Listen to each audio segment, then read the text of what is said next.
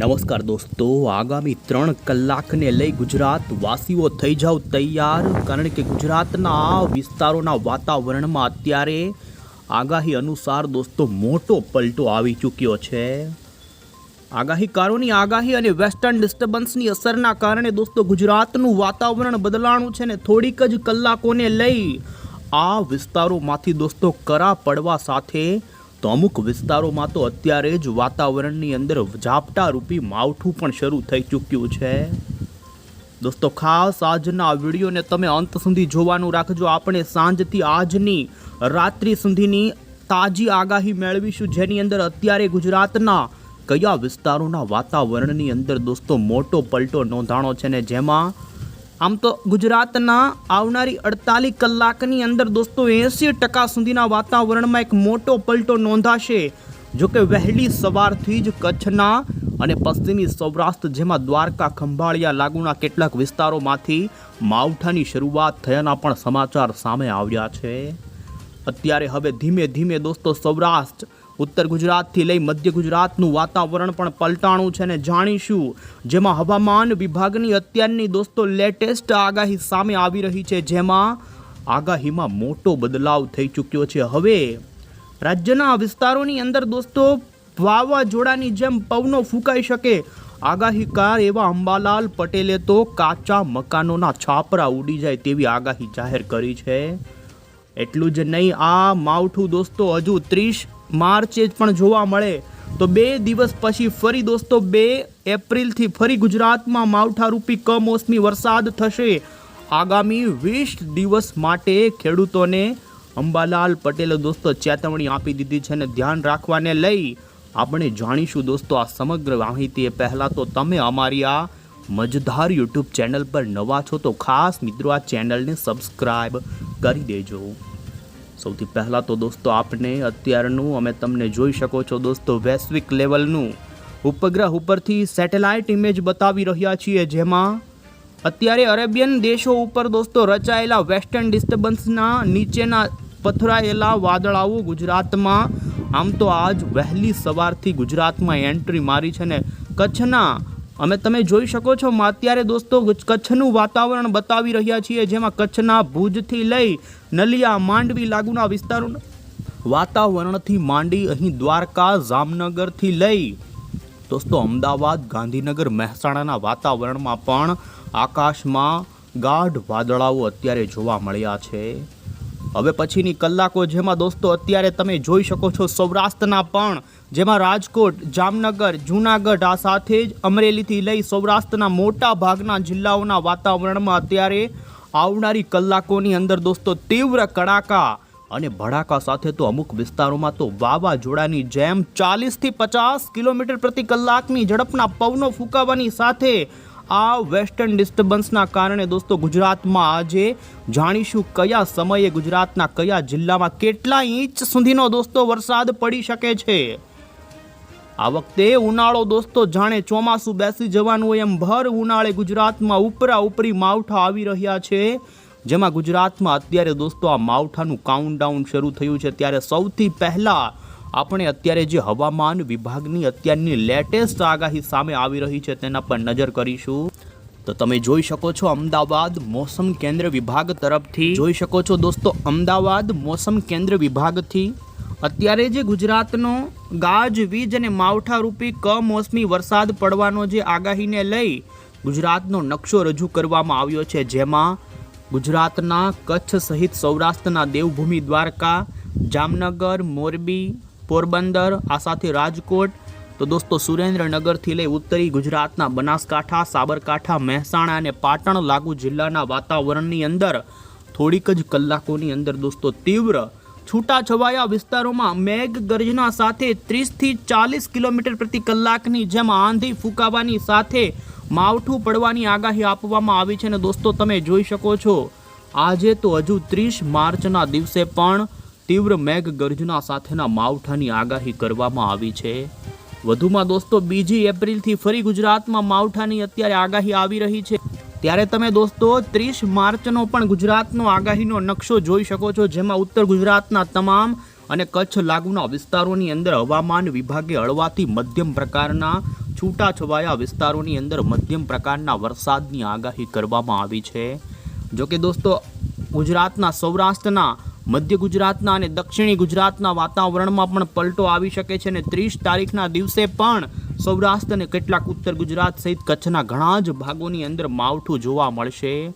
આપણે દોસ્તો મોડલમાં જોઈશું એ પહેલાં તમે જોઈ શકો છો ફરી 31 અને 1 એપ્રિલ પછી બીજી એપ્રિલથી 2 દિવસના ગેપ પછી ફરી ગુજરાતની અંદર દોસ્તો કમોસમી માવઠું આવી રહ્યું છે.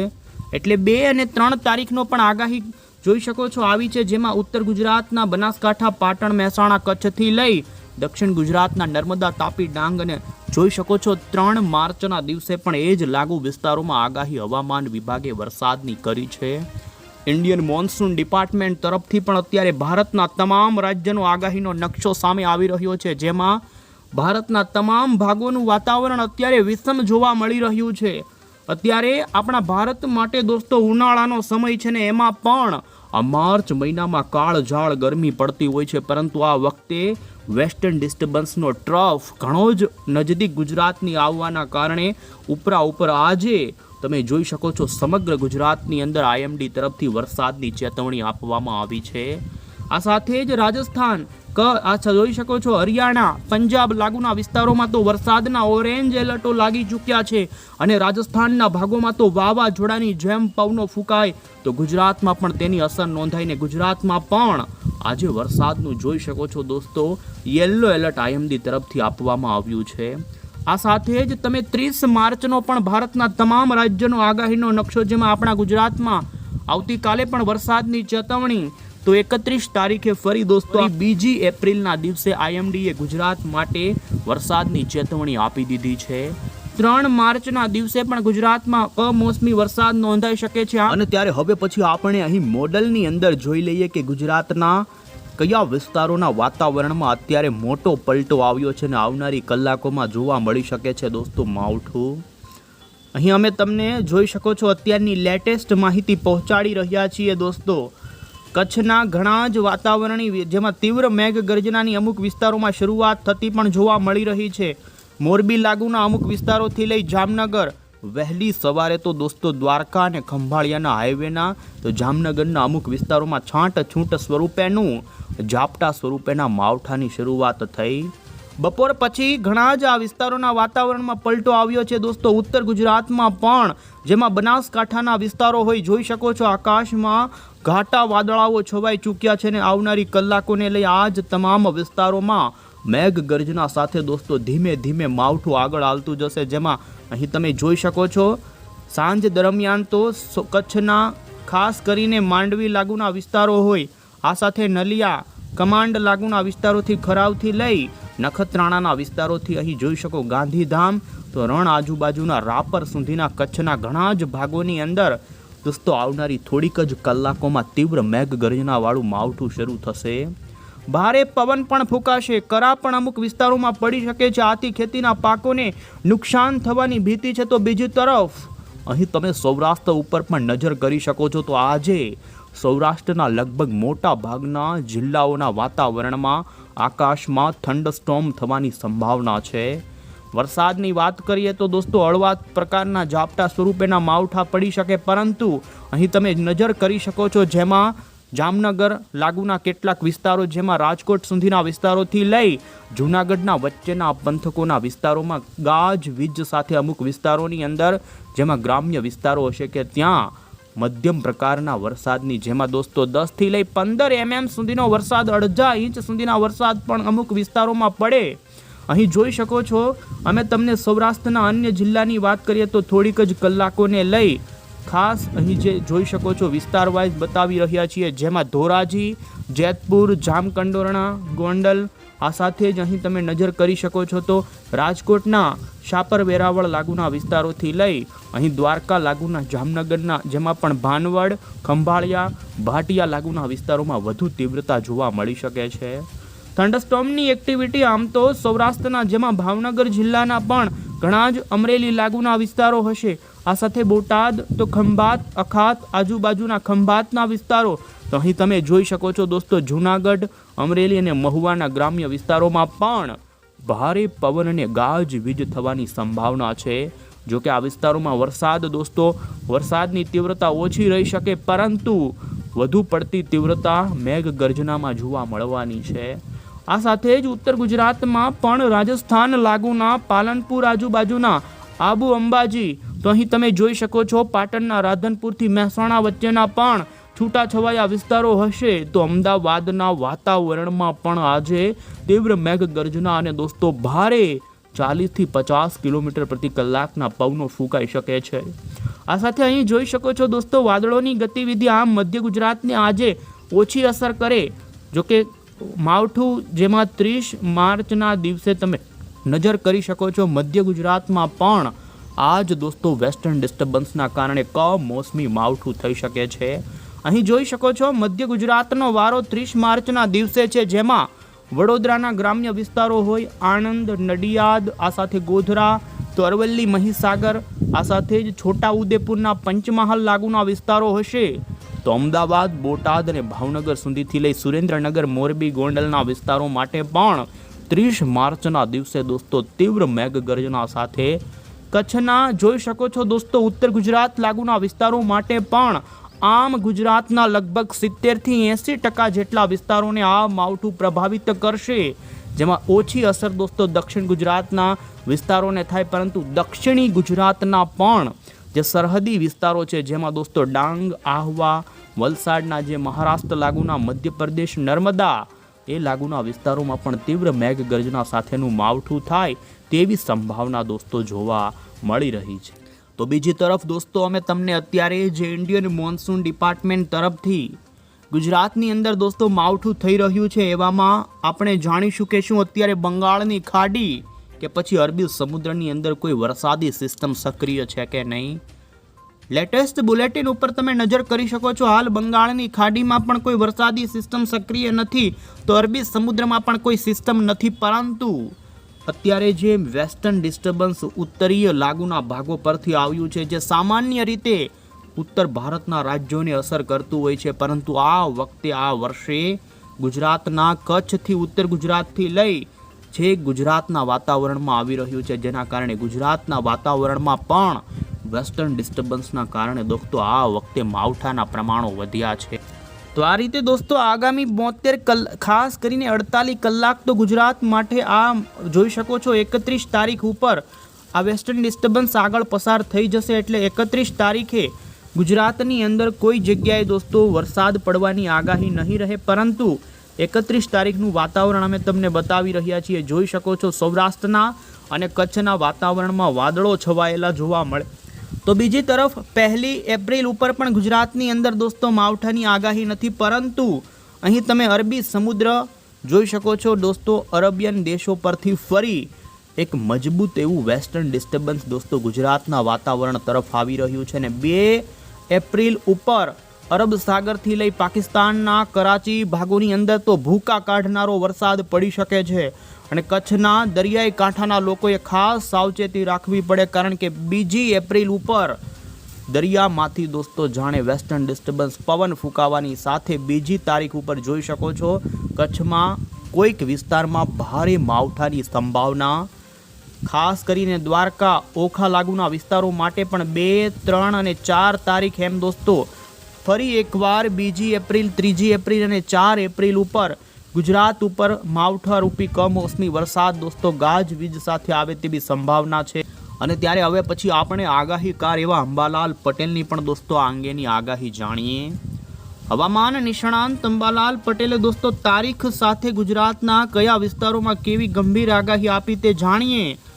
એમાં તેમણે આ માવઠાની અંદર તો કાચા મકાનોના છાપરા ઉડાડી દે, અમુક વિસ્તારોમાં 50 કિલોમીટર પ્રતિ કલાકની ઝડપના તો કોઈક વિસ્તારમાં 70 કિલોમીટર સુધી પણ પવનની ગતિ જઈ શકે છે, અને ગુજરાતના ખેડૂતો માટે આવનારા 20 દિવસ માટે ખૂબ જ સાવચેતી રાખવાની તેમણે રેડ એલર્ટ આપ્યું છે, ને કારણ કે પવન કમોસમી વાતાવરણીય ફેરફારોના કારણે ખેડૂતોના બાગાયતી પાકોને મોટું નુકસાન થઈ શકે.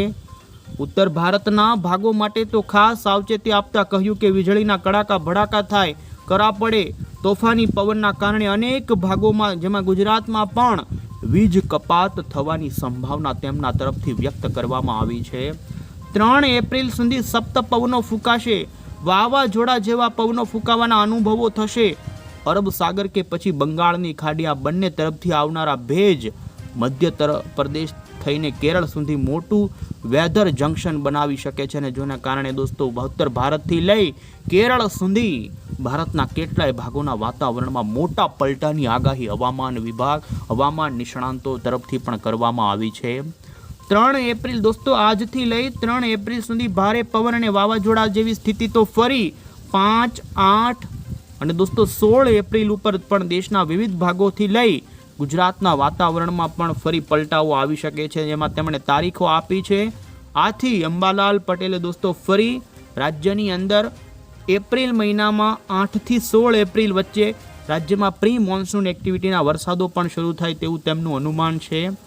વાવાઝોડાની આગાહી આપતા જણાવ્યું છે કે તેમણે દોસ્તો 20 મેથી બંગાળની ખાડી સક્રિય થઈ જશે, જેના કારણે ભારેથી અતિ ભારે વરસાદો ભારતના ઘણા રાજ્યોમાં પડે તો અરબી સમુદ્રમાં પણ 20 મેથી 20 જૂનની વચ્ચે ચક્રવાત ઊભું થવાની સંભાવના છે. જો ચક્રવાત ઓમાન તરફ જાય તો ભારતમાં વરસાદની સંભાવના ઓછી રહે, પવનની પરંતુ ગતિ જોવા મળી શકે છે, ને જેના કારણે આ વખતનો ઉનાળો દોસ્તો અંબાલાલ પટેલે જણાવ્યું કે અનોખો છે ને જેમાં માવઠાઓ થઈ શકે છે. ને ખાસ હવે જાણીશું દોસ્તો શું 2026નું ચોમાસું કેવું રહેશે.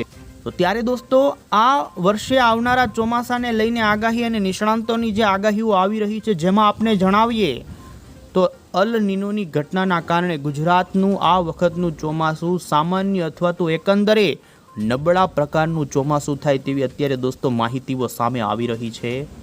આ વખતના ઉનાળામાં ચોમાસાનો કહી શકાય કે માવઠા રૂપે વરસાદ પડી શકે છે. તમે જોઈ શકો છો 7-8 તારીખે ફરી ગુજરાતના વાતાવરણમાં પલટો આવી શકે છે.